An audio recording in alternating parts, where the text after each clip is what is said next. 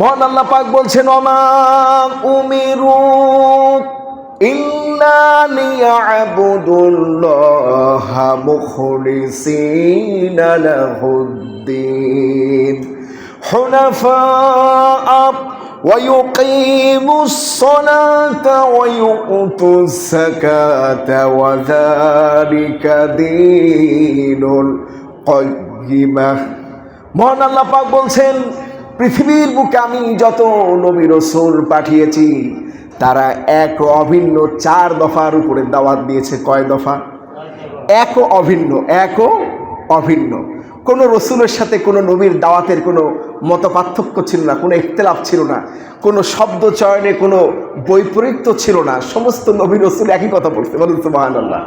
একই দাওয়াত দিয়েছে। সেই দাওয়াতগুলো কি? মহান আল্লাহ পাক বলছেন, যখন যে নবী এসেছে সে যে শরীয়ত নিয়ে আসছেন সেই শরীয়তকে, সেই দিনকে যথাযথভাবে মেনে নেওয়া।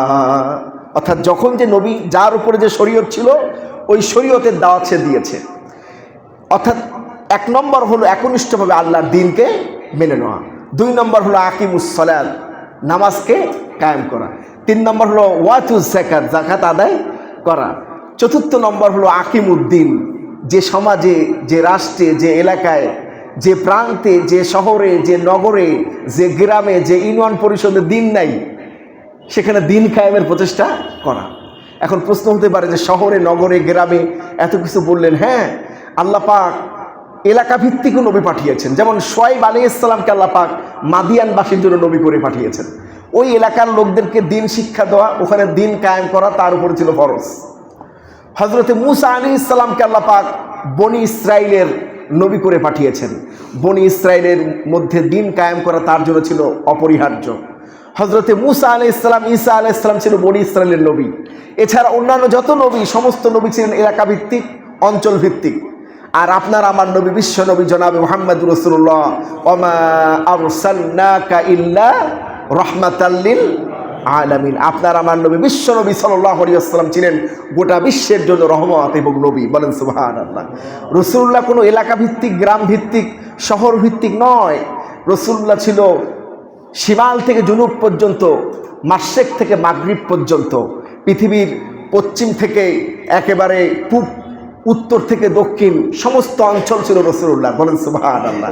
এই জন্য আল্লাহ পাক রসুল সম্পর্কে বলেছেন, আপনার আমার নবী সম্পর্কে বলেছেন, ওয়া রাফা'না লাকা যিকরাক, ওয়া রাফা'না লাকা যিকরাক। যখন রাসূলুল্লাহ নবুয়তের দায়িত্ব পালন করতে গিয়ে দেয়ালে পিঠ থেকে গেল।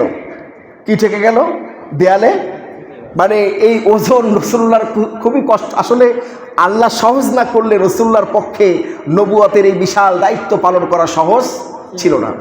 সূরাতুল আলাম নাশরার মধ্যে আল্লাহ পাক বলছেন, আলাম নাশরাহ লাকা সাদরাকা ওয়া ওয়াদা'না আনকা বিজরাক আল্লাযী আনকাযা যহরাক ওয়া রাফা'না লাকা যিকরাক ফাইন্না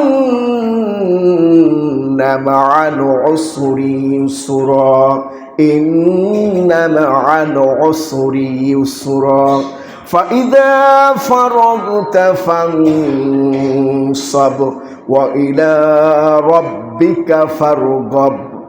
আল্লাহ পাক বলছেন, হে নবী, নবুয়তের বিশাল দায়িত্ব, বিশাল বোঝা কি আমি আল্লাহ সহজ করে দেই নাই?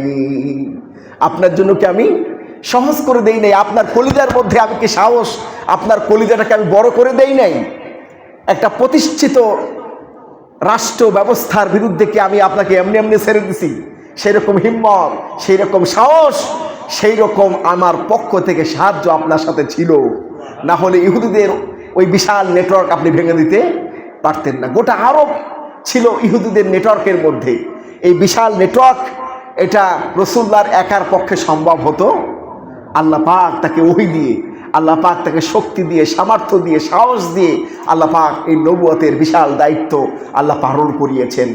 আল্লাহ পাক তার হাবিবকে সান্ত্বনা দিয়ে বলছেন, মক্কার লোকেরা আপনাকে মক্কার জিন্দেগিতেই দাফন করতে চায়। আপনি শুনে রাখুন হে নবী, ওয়া রাফা'না লাকা যিকরাক, আপনার সম্মান, আপনার ইজ্জত আমি গোটা বিশ্বময় ছড়িয়ে দেব। এই কথা আল্লাহ রসুলকে তখন আল্লাহ পাক বলছেন যখন রসুল্লাহর অবস্থা ডু অর ডাই। রসুল্লাহর অবস্থা কি? যে তাকে যখন যেখানে পাবে সেখানে হত্যা করা হবে, অর্থাৎ তাকে মক্কার জিন্দিগিতে মাটির সাথে মিশিয়ে দেওয়া হবে। এই সিদ্ধান্ত হয়েছে দারুন নাদোয়ায়। কোথায়? দারুন কাফেরদের যে পার্লামেন্ট ছিল, তাদের যে সংসদ ছিল, সেখানে সিদ্ধান্ত হয়েছে আবদুল্লাহর পিতৃ মোহাম্মদকে যেখানে পাও সেখানে হত্যা করো, তার মাথা এনে দিতে পারলে 100 লাল উট। কত? 100 লাল উট দেওয়া হবে তার মাথা এনে দিতে পারলে। আর আল্লাহ পাক বলছেন, হে নবী, ভয়ের কোনো কারণ নাই। ওয়া রাফা'না লাকা যিকরাক, ওয়া রাফা'না লাকা যিকরাক, আমি আপনার সম্মান, আপনার ইজ্জতকে গোটা বিশ্বময় ছড়িয়ে দেব। পৃথিবীর যে প্রান্তেই যান না কেন, যেখানে ইউরোপে যান, আমেরিকা যান, অস্ট্রেলিয়া যান, ইংল্যান্ডে যান, যেখানেই যান, যে মহাদেশেই যান না কেন, আপনি আল্লাহর নামের পাশে, আল্লাহর নামের পরে যে সম্মান, যে নামটি সম্মানের সাথে শুনবেন তা হলো আশহাদু আন্না মুহাম্মাদার রাসূলুল্লাহ সাল্লাল্লাহু আলাইহি ওয়াসাল্লাম। আশহাদু আন্না মুহাম্মাদার রাসূলুল্লাহ, এই শব্দটা পৃথিবীর সব প্রান্তে কে ছড়িয়ে দিয়েছেন? এই আয়াত যখন নাজিল হয় তখন এর কোনো সম্ভাবনা ছিল না। রাফা'না লাকা যিকরাক যখন আল্লাহ পাক বলেছেন, তখন কিন্তু এর কোনো সম্ভাবনা পৃথিবীর বুকে ছিল না। আল্লাহ পাকের ওয়াদা দেখেন, ঠিকই পৃথিবীর বুকে সবচাইতে সম্মানিত, সবচাইতে ইজ্জতের সাথে, সবচাইতে সম্মানের সাথে যাকে অনুকরণ করা হয়, তিনি হলেন মুহাম্মাদুর রাসূলুল্লাহ সাল্লাল্লাহু আলাইহি ওয়াসাল্লাম। তো সে কথা আল্লাহ পাক এই আয়াতে বলছেন যে সমস্ত নবী রাসূল এক ও অভিন্ন মিশন এবং ভিশন নিয়ে পৃথিবীর বুকে এসেছেন। সেই ধারাবাহিকতায় আপনার আমার নবী, বিশ্ব নবী জনাবে মুহাম্মাদুর রাসূলুল্লাহ পৃথিবীর বুকে এসেছেন। বলেন সুবহানাল্লাহ। রাসূলুল্লাহ কিভাবে দাওয়াত দিয়েছেন? আল্লাহ পাক বলছেন, রাসূলুম মিনাল্লাহি ইয়াতলু সুহুফাম মুতাহহারা ফিহা কুতুবুন কায়্যিমা। যত নবী রাসূল আমি দুনিয়ার বুকে পাঠিয়েছি, তারা আল্লাহর পক্ষ থেকে প্রাপ্ত কিতাব দিয়া মানুষকে পরিশুদ্ধ করেছেন। বলেন সুবহানাল্লাহ। যে নবীর উপরে যে কিতাব নাজিল হয়েছে, অর্থাৎ সমস্ত নবীর উপরে কিন্তু আল্লাহ কিতাব নাজিল করেনি, সমস্ত রসুলের উপরে কিতাব নাজিল করেছেন। যে রসুলের উপরে কিতাব নাজিল হয়নি, সে আগের নবী এবং রসুলের কিতাবকে অনুসরণ করে দাওয়াত দিয়েছেন। নবী রসুল কিন্তু লক্ষাধিক, কিতাব কয়টি বলেন তো? 104খানা। কিতাব কয়টি? 104খানা। 100 খানা হলো সহিফা, 4 খানা হলো বড় কিতাব। কি? তাওরাত, জবুর, ইনজিল, কোরআন। এই 104খানা কিতাবের উপরেই 1.25 লক্ষ নবী দাওয়াত দিয়েছেন। বলেন সুবহান। এই কিতাবকে সামনে রেখেই তারা মানুষকে দ্বীনের শিক্ষা দিয়েছেন, ইমানের শিক্ষা দিয়েছেন, মানুষকে তাওহীদের দিকে আহ্বান করেছেন। বলেন সুবহানাল্লাহ। তো আজকে আমরা আকিমুদ্দিন, দিন কায়েমের প্রচেষ্টায় নবীদের ভূমিকা আর পৃথিবীর বুকে নবী রাসূলদের আসার কারণ কি সে সম্পর্কে আমরা জানবো। বলি ইনশাআল্লাহ। পৃথিবীর বুকে যত নবী আল্লাহ পাক পাঠিয়েছেন, তারা 1 নম্বরে মানুষকে সত্যের দিকে আহ্বান করেছেন। কিসের দিকে আহ্বান করেছেন? 1 নম্বর হলো সত্য। সেই সত্য কি? সত্য হলো দ্বীন। সত্য কি? এই জন্য সমস্ত নবী রাসূল এক ও অভিন্ন দাওয়াত দিয়েছেন। সেই দাওয়াতটি হলো, ইয়া কওমি ইবুদুল্লাহা মা লাকুম মিন ইলাহিন গায়রুহু। ও দুনিয়ার মানুষেরা, এক আল্লাহর ইবাদত করো। ও আমার এলাকার লোকেরা, ও আমার দেশের লোকেরা, ও আমার সমাজের লোকেরা, এক আল্লাহর ইবাদত করো, এক আল্লাহর দাসত্ব করো। তিনি ছাড়া আমাদের কোনো ইলাহা নাই। 1 নম্বর আহ্বান হলো সত্যের দিকে আহ্বান। কিসের দিকে আহ্বান?